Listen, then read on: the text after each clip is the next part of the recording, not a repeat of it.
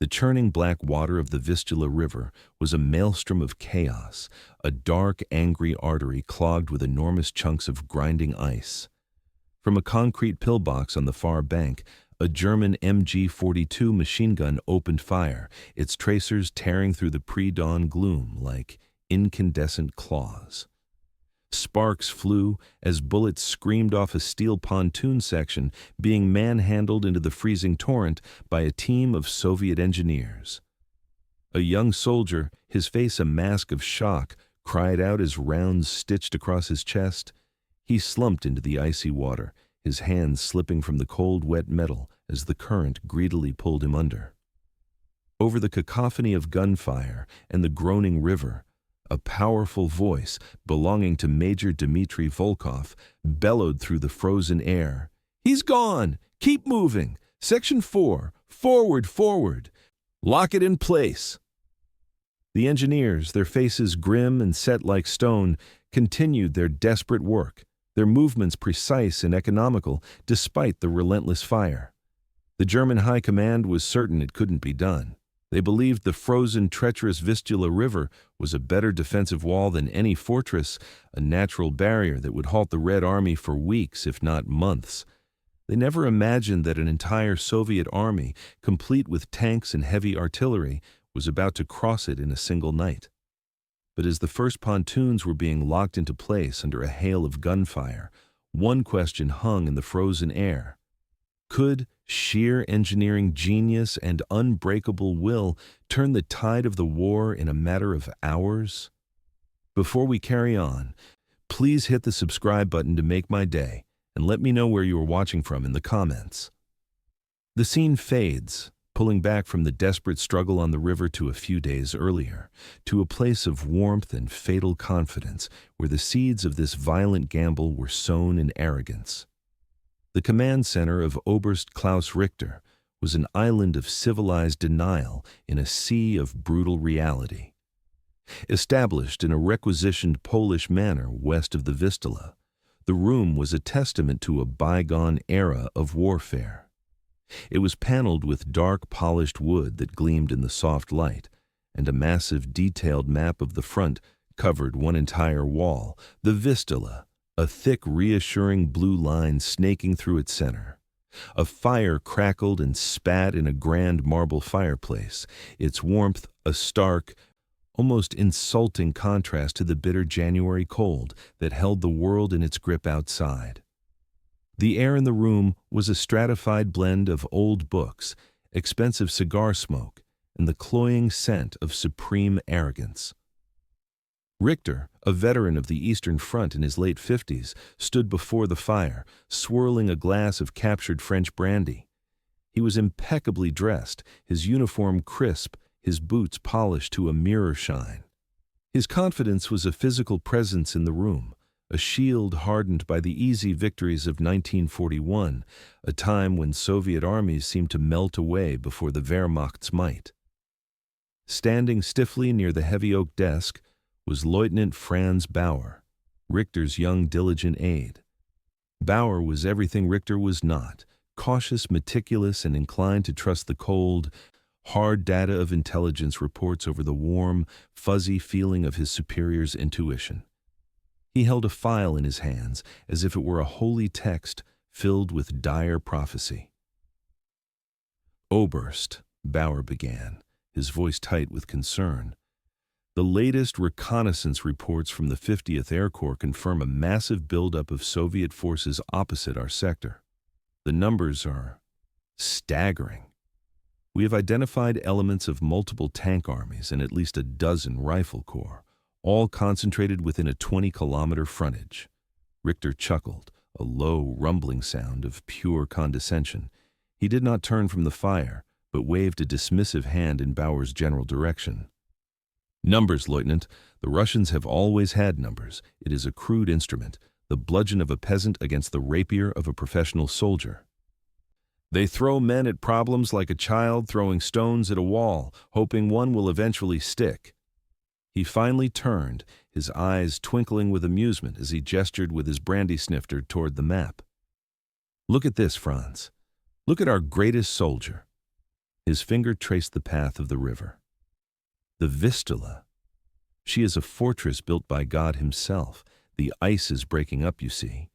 It is not a solid sheet they can drive over, nor is it clear water they can easily bridge. It is a lethal slurry of water and frozen blocks, some the size of a barn. The current is a monster, a black serpent that will swallow anything they try to float upon it. To bridge that, in these conditions?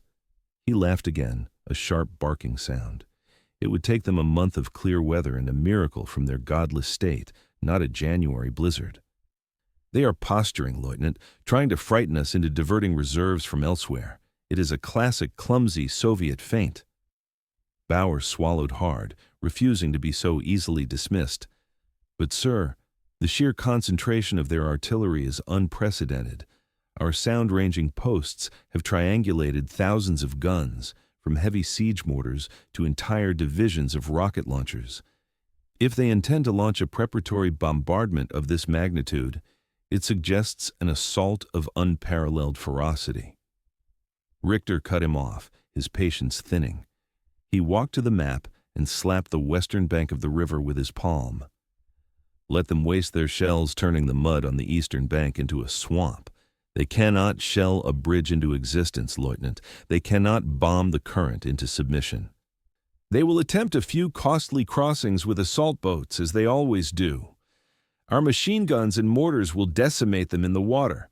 Their offensive will stall before it even begins, bleeding out on the banks of this river. Their precious numbers will mean nothing as they pile up on the wrong side of the water. He took a long sip of his brandy, the warmth spreading through his chest, reinforcing his certainty. Inform General Command that the Vistula line is secure. We will hold here until spring, and by then, perhaps our Führer will have unleashed the new weapons he has promised. The scene ended with Richter turning back to the fire, his mind at ease. He was a symbol of an ossified military doctrine, a man so convinced of his own intellectual and cultural superiority that he could not conceive of the enemy's capacity to learn, adapt, and innovate. He saw the river not just as a physical barrier, but as a metaphysical one, a line drawn by fate to separate the sophisticated German warrior from the brutish Slavic horde. His arrogance was a fortress far more vulnerable than the river line he believed to be impregnable, and the foundations were already beginning to crack, though he was blissfully unaware of the tremors. Miles away, hidden deep within a dense snow-laden pine forest, the Soviet perspective was one of grim, calculated reality. Major Dmitry Volkov's command post was the antithesis of Richter's manner. It was a cramped, damp dugout, dug deep into the frozen earth and reinforced with rough-hewn pine logs that still wept sticky, fragrant sap. The air was cold and heavy with the smells of wet earth, diesel fumes from the nearby camouflage trucks, and the nervous sweat of men.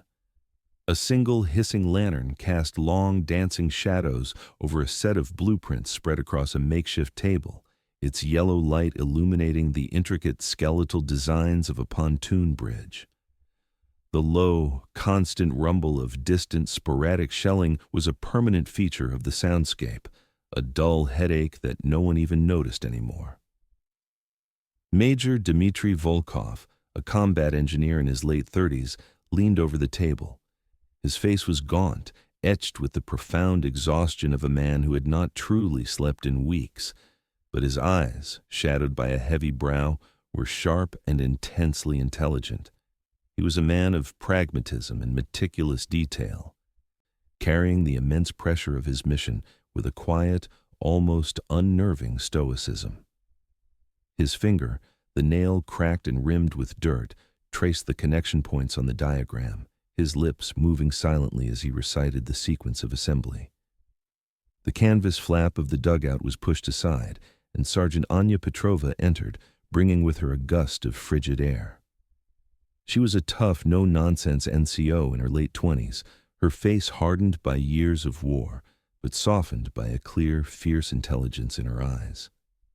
As second-in-command of Dmitry's lead platoon, her presence was a reassuring anchor of competence in the swirling chaos. She handed him a tin mug of steaming, brutally bitter tea without a word.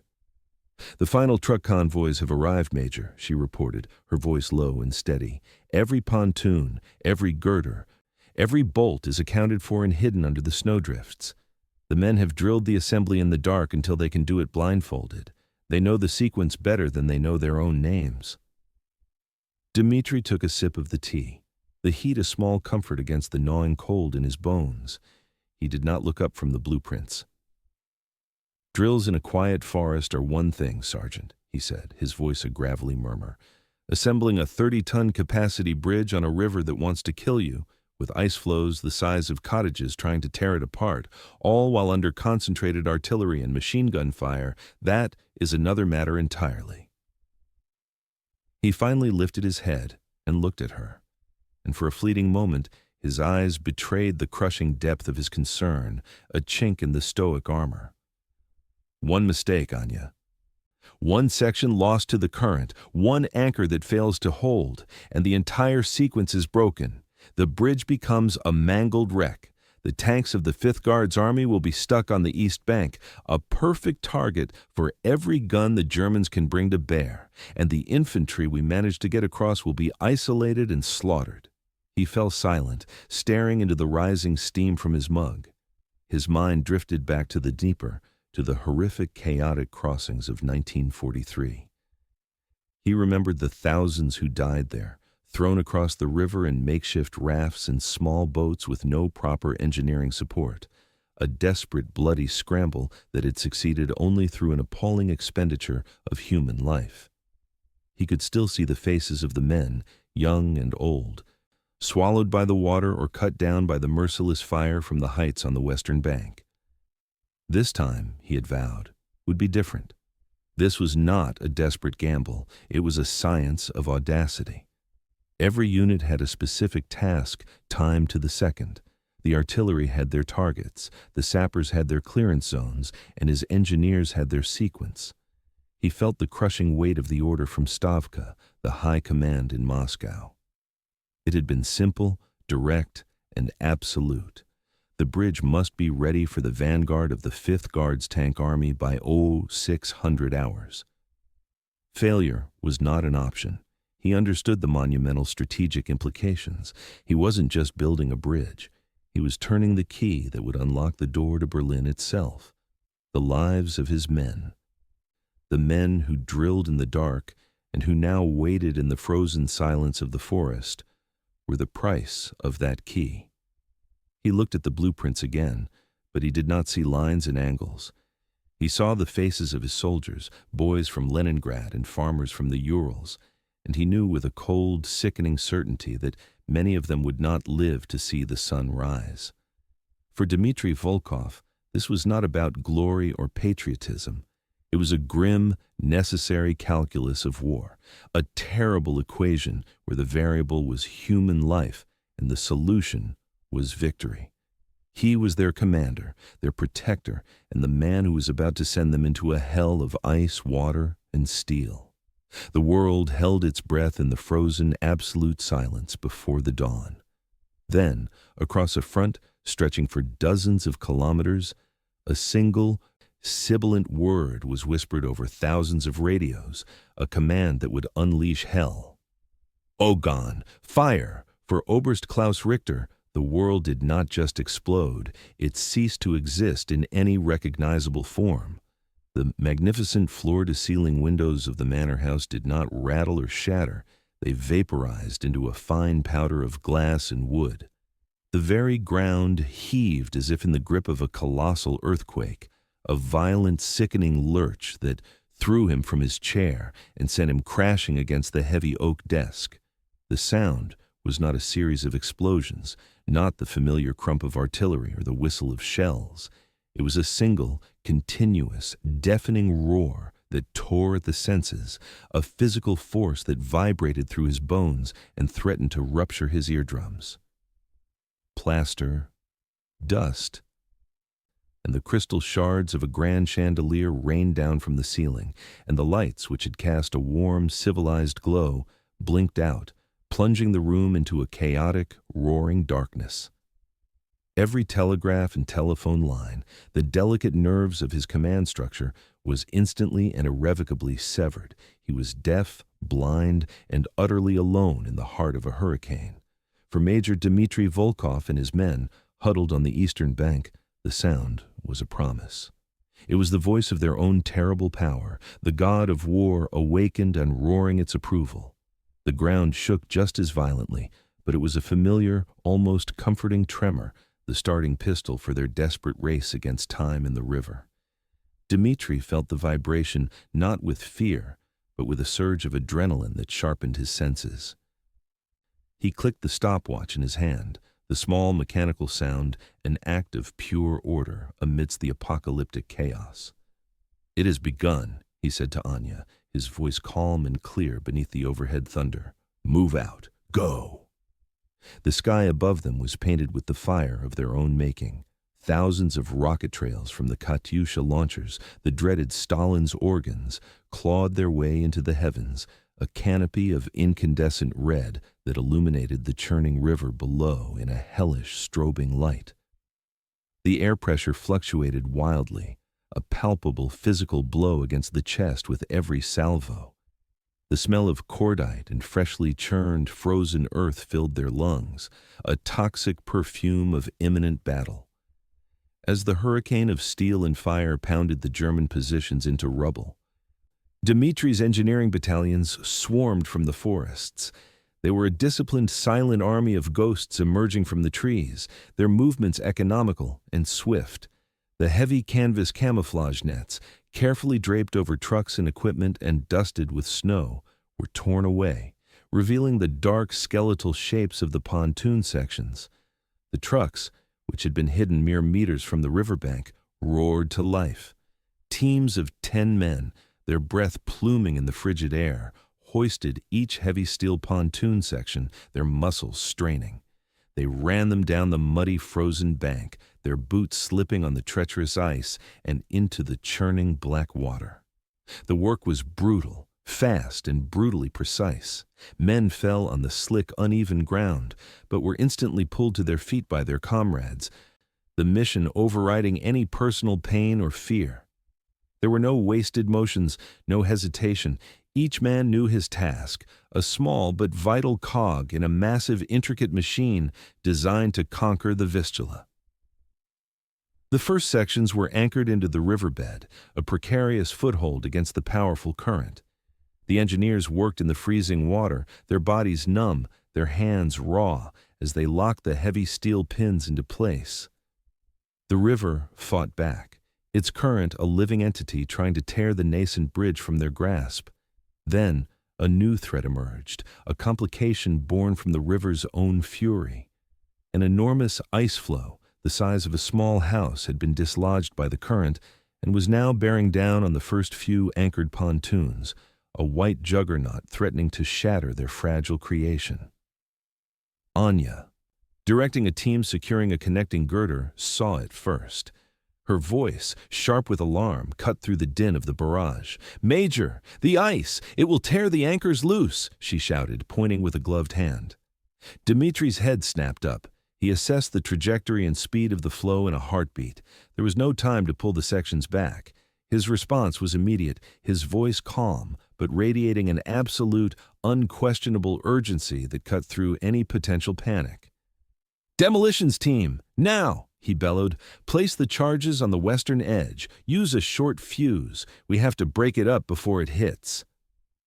A small team of 3 sappers, their belts laden with explosive packs, scrambled onto the fragile, swaying bridge without a moment's hesitation. They ran across the slick steel, their movements nimble and practiced.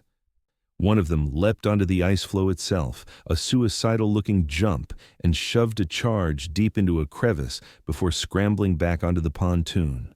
They lit the fuse and sprinted back towards the bank. The resulting explosion was sharp and loud, a vicious crack that was almost instantly swallowed by the larger rolling symphony of the artillery. The great ice floe shuddered, a deep fissure appearing on its surface. It cracked, then broke apart into a dozen smaller, more manageable pieces. The main bulk of the ice, its momentum shattered, was diverted by the current, scraping past the edge of the bridge with a groaning, grinding shriek. The smaller pieces were fended off with long poles by the engineers in the water. The immediate danger had passed. This single moment, a crisis averted in less than a minute, was a testament to their relentless training and their ability to improvise under the most extreme pressure.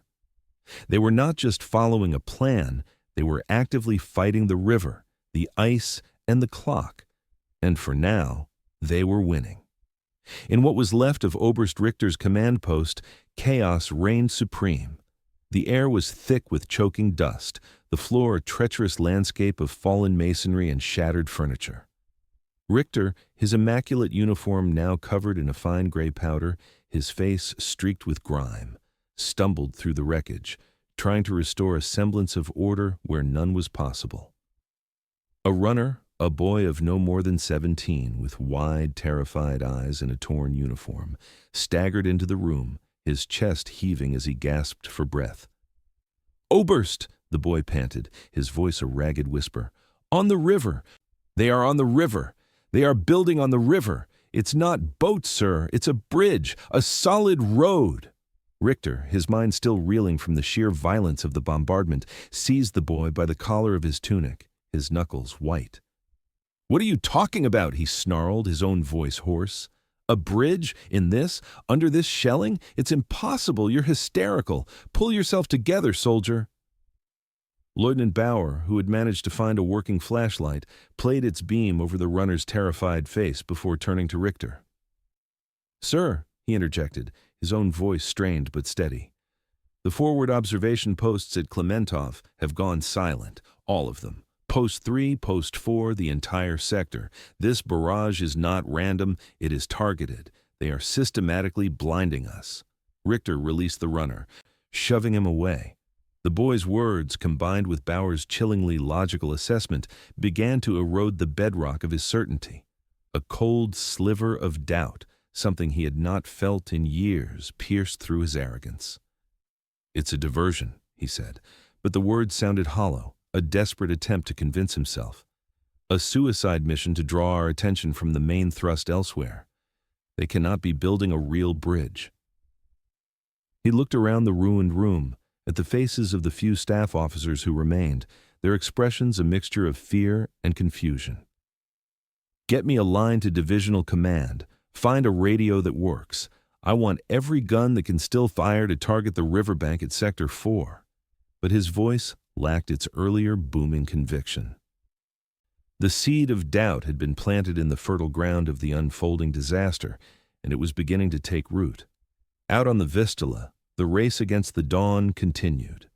The pontoon bridge, a black ribbon of steel on the gray churning water, stretched further and further into the darkness, a testament to sheer human will.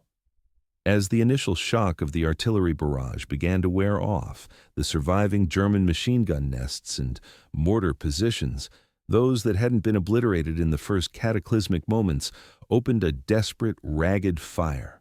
Flares popped high above, their chemical glare casting a ghastly, flickering white light on the scene below, transforming the engineers from shadowy ghosts into perfectly illuminated targets. The methodical rhythm of the work was now punctuated by the sharp crack of rifles and the deadly chatter of the MG-42s. Men were hit. They fell with a soft grunt or a choked cry, some slumping onto the deck of the bridge they were building, others falling silently into the black, greedy water, their loss marked only by a brief splash. There was no time for mourning, no time for hesitation. Without a word, another soldier would step into the fallen man's place, picking up his tool, tightening the bolt he had been turning, continuing the work as if nothing had happened. The rhythmic hammering of bolts, the shouted orders of the NCOs, the cries of the wounded, and the relentless chatter of machine guns all blended into a hellish percussive chorus. A mortar round landed nearby, sending a plume of icy water and shrapnel high into the air. Anya, who was helping to guide a new section into place, cried out, a sharp grunt of pain. A piece of hot metal had torn through the thick sleeve of her tunic and into the flesh of her upper arm. She stumbled, but did not fall. Gritting her teeth against the searing pain, she tore a strip from the hem of her own tunic, and with the help of a nearby comrade, wrapped it tightly around the wound, the dark blood already soaking through the rough fabric. She never ceased directing her team, her voice strained but unbroken, her eyes fixed on the task. Dmitri moved along the growing length of the bridge, a phantom seemingly immune to the danger that rained down around him. He was the central nerve of the entire operation, his mind a living blueprint. He moved with a steady, deliberate pace, checking anchor points, shouting encouragement to the men, his hands and eyes assessing the structural integrity of every connection. He was not just their commander, he was their anchor, his own calm a bulwark against the terror of the moment. The bridge grew, section by agonizing section, a steel spine laid across the back of the raging river. Finally, after an eternity of brutal, relentless labor, the final section thudded against the muddy soil of the western bank. A team of engineers swarmed it like ants, driving heavy steel anchors deep into the frozen earth, securing their creation to the enemy shore. A single green flare was fired from the west bank, a brilliant emerald star that cut through the smoke and gloom. The bridge was connected. Dmitri's hand, shaking slightly from adrenaline and exhaustion, pulled his stopwatch from his pocket. He clicked it. EO 4:30 hours, 4:30 in the morning. They were an hour and a half ahead of schedule. A wave of profound, weary relief washed over him, so powerful it almost buckled his knees. He looked back to the east, to the dark line of the forest. The monstrous, angular silhouettes of T-34 tanks were already moving out from their hiding places, their diesel engines a low, guttural promise of the storm that was about to be fully unleashed. The first tank, its tracks clanking loudly on the steel ramp, cautiously rolled onto the bridge. The entire structure groaned, the pontoons dipping low under the immense weight, the bridge swaying precariously in the current. Every engineer on the river, every man who had bled and sweated and watched his comrades die to create this path, held their breath. The tank lurched forward, its tracks finding purchase. It crossed the swaying bridge, a 32-ton behemoth moving over water, and rumbled onto the solid ground of the western bank. A second followed, then a third, then a seemingly endless column. The artery was open. The deluge was about to begin. As the first weak rays of the winter sun began to cut through the thick pall of smoke and mist, the full, terrible scale of the disaster was revealed. Oberst Klaus Richter, having scrambled on foot with Bauer to a forward observation bunker that had miraculously survived the initial deluge of shells, raised his binoculars to his eyes. His hands, those steady hands that had signed orders and held brandy snifters with such unshakable confidence, were trembling slightly. The artillery barrage had lessened, its world-ending roar replaced by a new sound. A sound that was somehow even more terrifying in its implication, the deep, guttural, and rapidly growing rumble of thousands of tank engines. Through the lenses, the world seemed to tilt on its axis. His mind, conditioned by doctrine and arrogance, struggled to process the impossible sight. He saw not one bridge, the suicidal diversion he had imagined, but two others just like it further down the river, black steel ribbons stretching defiantly across the churning water. And crossing them was not a trickle of reconnaissance forces, not a desperate probing attack, but a deluge, a biblical flood of steel and men. Endless columns of T-34 tanks, their iconic sloped armor glistening with frost, poured onto the western bank. They were followed by hulking Su-152 self-propelled guns, the beast killers, and then trucks, thousands of American-made Studebaker trucks packed shoulder to shoulder with grim-faced Soviet infantry. The fields below him, the carefully plotted kill zones that were supposed to become a graveyard for any Russian foolish enough to attempt a crossing, were already swarming with hundreds of Soviet tanks. They were not stopping to engage his fortified positions. They were fanning out, bypassing his strong points with contemptuous ease, their movements fluid and purposeful as they drove deep into his rear. The arrogance and certainty that had been the bedrock of Richter's world evaporated in an instant, replaced by a cold, hollow dread that settled deep in his gut. This wasn't a battle. It was an annihilation. His entire defensive strategy, the very foundation of his command, the confident assurances he had given to the general staff, had been rendered utterly, laughably obsolete in the space of 6 hours. He thought of his confident reports, his condescending dismissal of Bauer's warnings, his smug amusement at the enemy's crude numbers. He wasn't just wrong, he was a fool, and his foolishness had not only doomed his men, but had torn a gaping, unhealable wound in the Eastern Front. Bauer, standing beside him, lowered his own binoculars, his face ashen. His voice was barely a whisper, a sound of pure, unadulterated awe. Mein Gott, it is an entire army. They have moved an entire army overnight. Richter slowly lowered his binoculars, the heavy metal feeling like a lead weight in his hands. His face, in the gray morning light, seemed to have aged a decade. The crisp, authoritative lines had sagged into a mask of utter defeat. "It's not possible," he breathed. The words a hollow prayer against a reality that was crushing him. It was never possible. But it was, and it was happening right in front of him, a tidal wave of steel that was about to wash him and his entire world away. The narrative perspective pulled back, rising high above the personal agony of one German colonel to witness the rapid, catastrophic disintegration of an entire defensive line. The Soviet tank columns, operating with a speed and decisiveness that defied all German tactical assumptions, behaved like a river in flood. They did not waste time or ammunition engaging the now useless concrete pillboxes and trench systems along the riverbank. These positions were islands, isolated and irrelevant, and the tide of steel simply flowed around them, seeking the path of least resistance deep into the German rear. Command and control, the central nervous system of the German army, ceased to exist. Communications were down, headquarters units were scattered, and commanders like Richter were left staring into a void, issuing orders that no one could hear to units that no longer existed.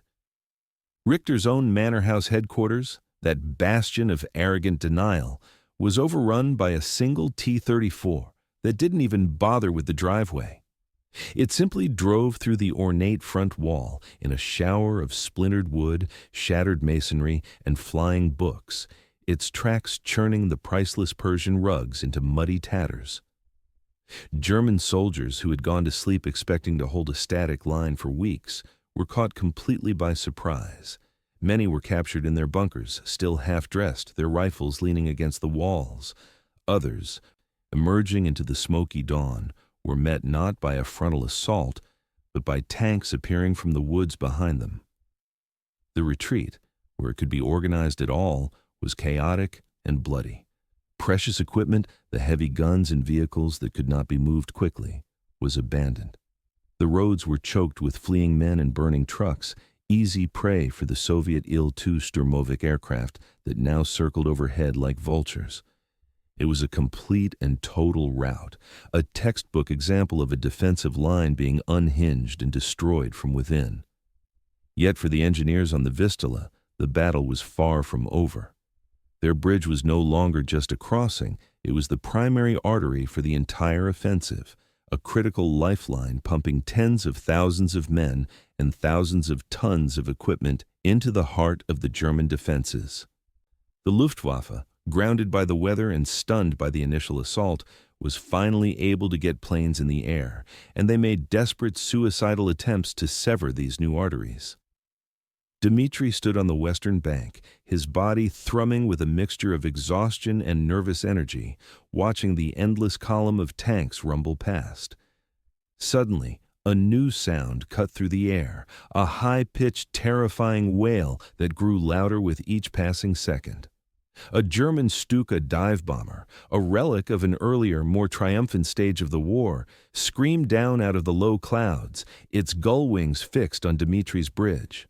"Anti-aircraft crews!" Dmitri roared, his voice amplified by a tin megaphone. "Target the lead plane! Fire at will!" Heavy machine guns positioned on both banks opened up, their streams of tracer rounds stitching the gray sky with lines of angry red light.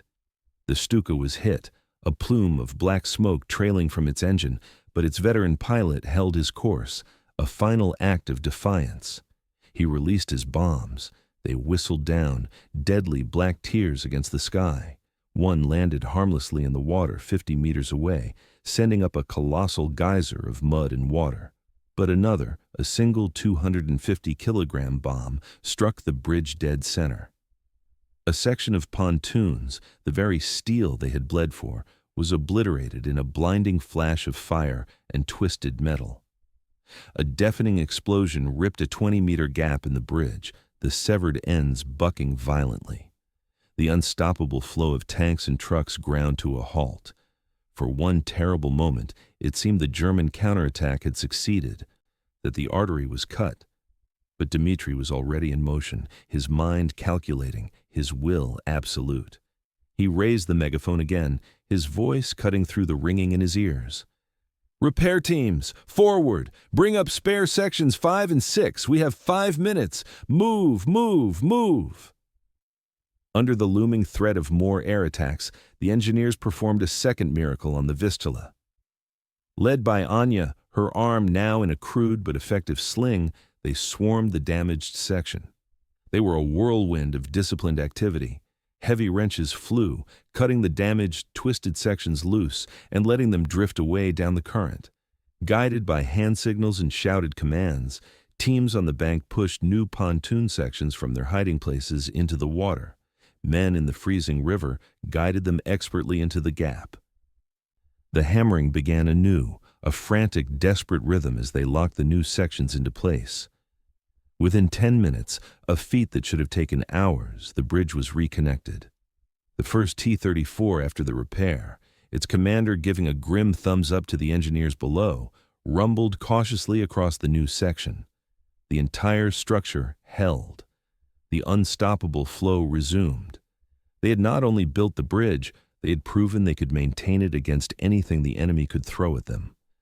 2 days later, the war had moved on. Dmitri and Anya stood together on a small, snow-covered hill, looking out over the vast plains west of the Vistula. The sound of battle was now just a distant, intermittent rumble on the western horizon. Their job here was done. Below them, the endless columns of the Red Army, a river of men and machines, moved steadily west, an unstoppable force that had been unleashed by the key they had turned in the lock of the Vistula. The advance was now dozens of kilometers deep, a gaping wound in the German front that could never be closed. Anya's arm was in a proper sling now, and the exhaustion on her face was profound, but her eyes were clear. Dmitri offered her a cigarette, and she took it, letting him light it for her with his trembling Zippo. They smoked in silence for a long moment, watching the history of the world unfold below them. "Did you truly believe it would work, Major?" Anya asked finally, her voice quiet. "When you looked at that river, at the ice and the current, did you know?" Dmitri took a long drag from his cigarette, the smoke mingling with his frosted breath. The gaunt, weary lines on his face seemed deeper than ever. "I didn't know, Sergeant," he answered honestly, his gaze fixed on the horizon. "I calculated. I trusted the blueprints. I trusted the artillery. Most of all, I trusted the men." He paused, his eyes following a column of tanks until they were just small specks in the distance. "We built the bridge. Now they will win the war." His gaze was not one of triumph or martial glory, but of a profound, soul-deep weariness and a distant, fragile hope for the end. He was not thinking of Berlin. He was thinking of his small apartment in Leningrad, of the wife he hadn't seen in 3 years, of a life where the loudest sound was not an explosion. Miles away, Oberst Klaus Richter was a prisoner of war. He sat in a vast, muddy enclosure near the ruins of his own headquarters, huddled together with thousands of other defeated German soldiers. He was a broken man, stripped of his rank, his medals, and his pride. His immaculate uniform was gone, replaced by the filthy, tattered rags of a captive. He looked up, his eyes dull and lifeless, and saw a young Soviet officer, an engineer by the insignia on his collar, observing the prisoners from the edge of the enclosure. The officer's face held no malice, no gloating triumph, only a kind of weary, detached pity, the look of a man who has seen too much death and suffering to take any joy in victory. In that moment, as he met the young officer's gaze, Richter finally understood. He was not defeated by brute force or by crude numbers alone. He was not defeated by an inferior race of Slavic subhumans, as the propaganda had promised him.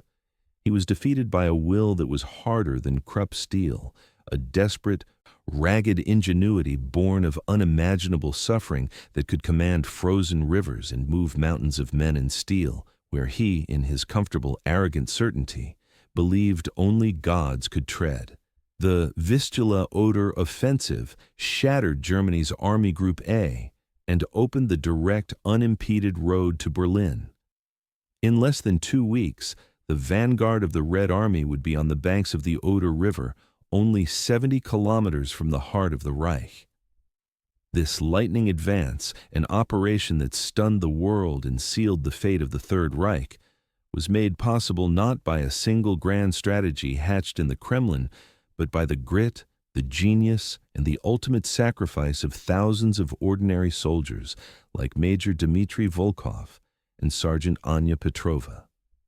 They were the unheralded heroes who, on a frozen January night, laid a steel road across an impossible river. They proved that for the desperate, for those with nothing left to lose, nothing is truly impossible. The bridges they built are long gone, swallowed by time and the healing of the land, but they stand as silent, invisible monuments to the night. The war's end became brutally, terrifyingly, and blessedly inevitable. The camera pans slowly over the now quiet river, the rising sun glinting off the calm water where the bridges once stood, a peaceful scene forever haunted by the ghosts of steel and will.